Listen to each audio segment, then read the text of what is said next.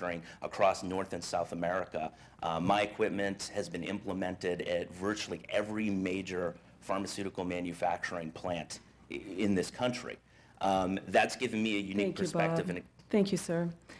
Next question. What do you see as the most important role of an executive counselor? What will be your priority if elected? Bob, 1 minute. One of the areas that I've focused on, I don't know if I want to say it's the most important, because I think that you can't take away any area of the executive council, because it's kind of like a car. If you take out the carburetor, it's just not going to work. So I think it's all important, but one of the areas that I've focused on that I think a lot of people haven't is the judicial system and the vetting of judges. And I think this is an area where the council has really lacked as a public vetting of knowing who we're bringing on to as judges. Particularly, we've had a lot of issues in the family courts as well that really don't get as much attention as it should. Also recently, we with almost no public vetting, just put somebody on the state Supreme Court. And I think that that was a huge failure of the Executive Council, because I think the public needs to know who's on the state Supreme Court, whether you like them or not. I think that the tough questions need to be asked publicly. Thank you. Chris, I'll reread the question. What do you see as the most important role of an executive counselor? What will be your priority if elected? 1 minute. Well, I think the nomination process is really significant, and I think Bob brings up an important issue, the selection of judges, and the council is involved deeply in approving the governor's selections for judicial appointments. Bob has said in the past that he wants to apply conservative litmus tests to judges in New Hampshire. This is a break from not only the tradition of Ray Wazorek, but the tradition of what the executive counselor has done. I think we need to make sure we're supporting an independent and fair judiciary, that we're looking at candidates from across the political spectrum, but not looking at it through a political lens. I think it's important that we put folks on the bench that are of the temperament and independence of David Souter. But Bob Burns has criticized in the past the elevation of David Souter to the state Supreme Court, citing it as one of the worst decisions the council has made. I think we need more folks like David Souter. We need to vet more people who are going to be independent and fair-minded, both on the judiciary, but also heading up state departments. And I think it's a shame when we try to look through this as a political decision as opposed to what the right decision is for the people of New Hampshire. Thank you, Chris. Bob, 30-second follow-up. You know, the unfortunate thing is when Chris uses terminology like a conservative litmus test or Tea Party, what he means is following the Constitution. As David Souter is a prime example in his decision in Kelo versus New London, where he decided that a private corporation can take away your home to expand the tax base. A private corporation which never even built the condos on the house that they took away under eminent domain. And then to continue on that, my first executive council meeting that I went to, Thank you, Bob. Thank you. Chris, 30-second follow-up. Sure. I think David Souter is a pride of New Hampshire, and I'd like to find more judges like David Souter to sit on the bench. Bob has signed the pledge from Cornerstone Research, pledging to bring in issues such as marriage equality and abortion in considering judicial nominees. And I think that's the wrong direction. I think we've got to have an independent judiciary, and I think we've got to take politics and ideology out of it. Thank you. Okay, gentlemen, on to the next question.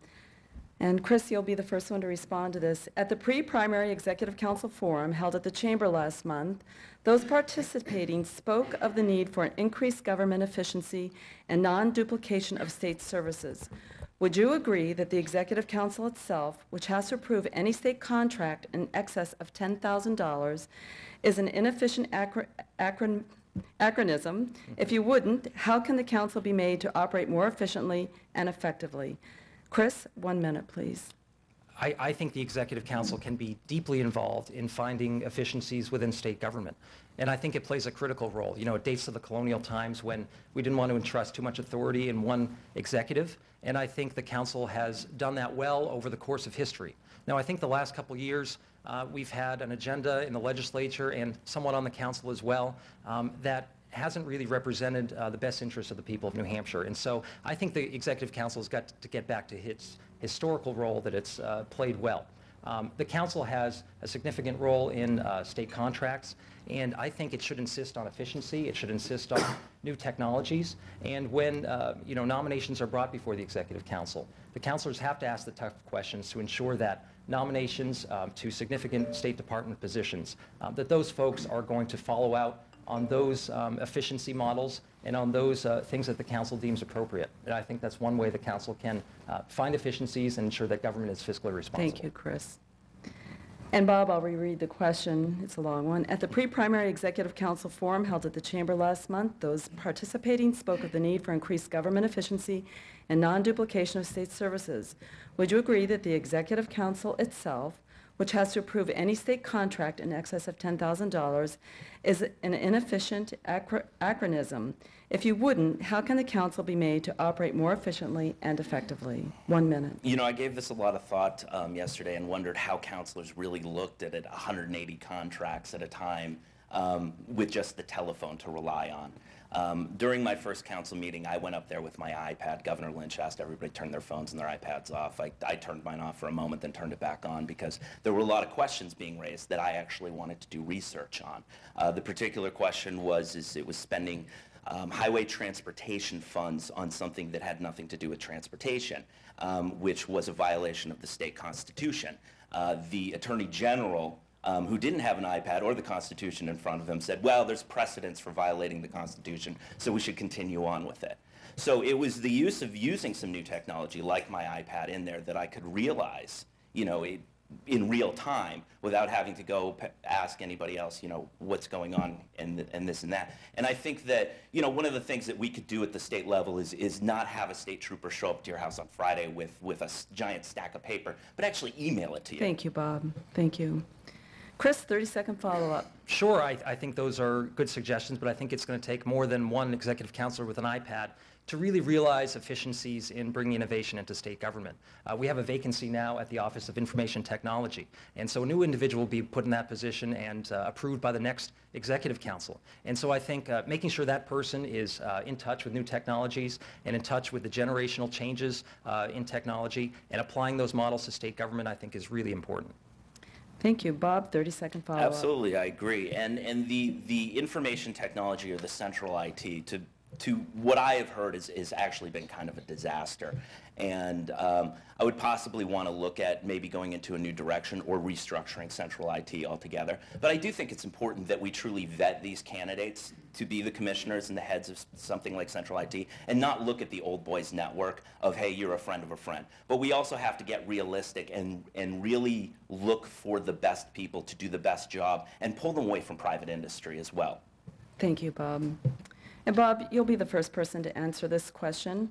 Earlier this year, the Executive Council voted 3-2 not to accept federal dollars that would have funded 90% of the study to gather the facts on the feasibility of various transportation alternatives, including passenger rail along the Route 3 corridor.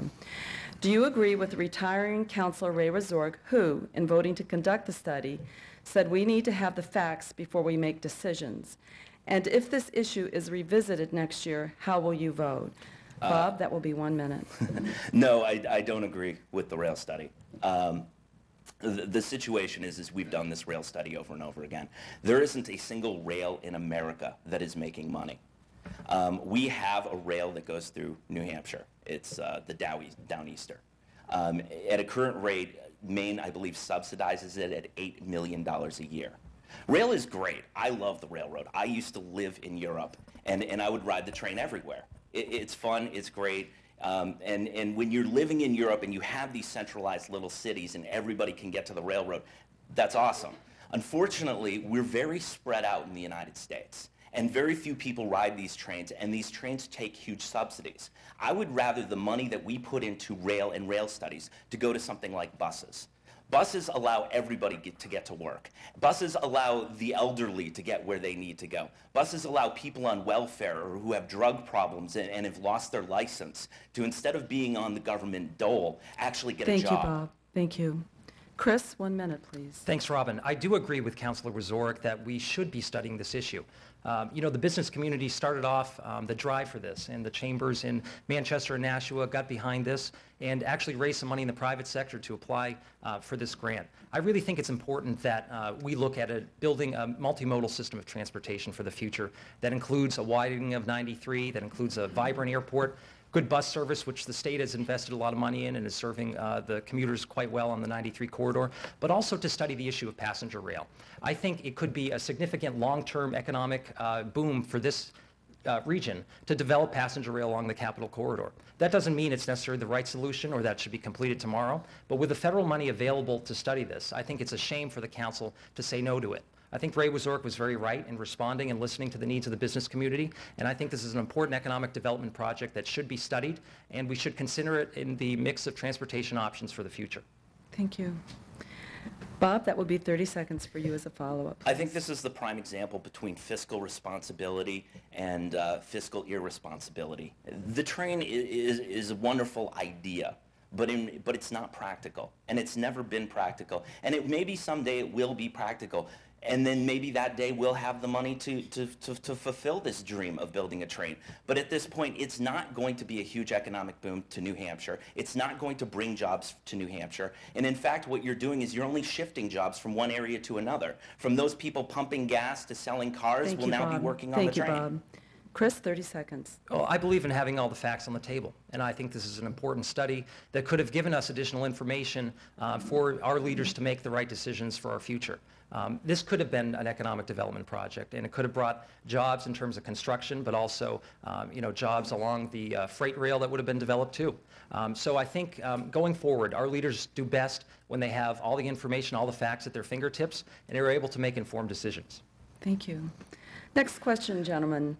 Each biennium, the Governor and Executive Council appoint more than 300 citizens to serve on various state agencies, boards, and commissions. What would you look for when making appointments?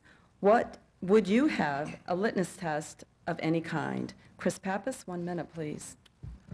The nominations to boards and commissions are a significant lift that the council does, and you see those tall agendas that they have at their meetings, and a lot of nominations that are coming before the council at every meeting. And I think it's important that the next executive councilor from this district works hard to make sure that people from our communities and also that are representing different sectors of the District 4 district, that they're represented on these boards and commissions. We have a lot of knowledge, a lot of expertise in this room and in the communities around this district. And so I think it's incumbent on the next councilor to make sure those folks are nominated to positions and work with the governor, whomever it is, to make sure that folks from this district who have expertise get nominated. I don't think we should be applying litmus tests. I think that politics should be set aside, and whether someone's a conservative Republican or a liberal Democrat, it really shouldn't matter. It should matter what their background is, what their expertise is, and if they are a good fit for the job or not. Thank you, Chris. 1 minute, Bob. One of the things that I want to look for is better public vetting of most of these boards, and absolutely qualifications. We have this old boy network and many lobbyists, lawyers, and special interests involved in funding people's campaigns and getting behind certain candidates. What I want to look for is truly the best people for the best job. I want to send out that wide-reaching net to find those people that might be typically overlooked, or those people who may not have even tried to go for a position like this because they didn't feel that they were politically connected enough. And when we talk about litmus tests, and I've said this before, of course I have a litmus test. Your litmus test is following the law. It's following the Constitution. I don't want people with political agendas. That is my litmus test. When a person who is the head of a department goes to a Democrat committee meeting and calls all Republican liars, my litmus test would be to fire her, because that is part of my litmus test. Thank you. Thank you, Bob. Chris, 30-second follow-up, please. Sure, and again, I just think that a person's political backgrounds, political beliefs, really shouldn't be involved in the process. It should be about their expertise, about their knowledge of the issues, about their commitment to doing what's right for the people of New Hampshire. I look out, I see Chuck Rolachek here, who ran a great campaign for the Executive Council, and I think looking for leaders in the private sector like Chuck, who have a lot of experience, who may be from a political party, but I think can offer a good message going forward for our state and good service. Those are the types of people we need to get involved in state government. Thank you, Chris. Bob, 30-second follow-up. Sure. I just honestly, I believe that people should have their own politics and such, but I think that when you use inflammatory language, and then, Chris has brought up the fire, or some of the Democrats have brought up the firing of the head of the Department of Consumer Advocacy and one of the major reasons is because she was pushing a political agenda, because she called all Republican liars, which at the time, the people that would have been in charge of her reappointment were 5 Republicans. Thank you, Bob. Gentlemen, of those appointments confirmed by the